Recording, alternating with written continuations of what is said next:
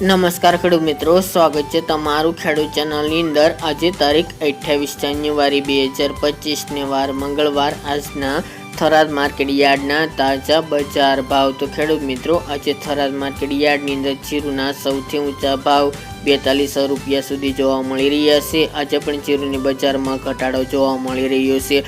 હાલ છેલ્લા ઘણા દિવસથી જીરુમાં સતત ઘટાડાનો માહોલ યથાવત ચાલી રહ્યો છે। તો ચાલો ખેડૂત મિત્રો, આપણે જાણી લઈએ કે રાયડો, જીરું અને અજમાના ભાવ શું ચાલી રહ્યા હતા।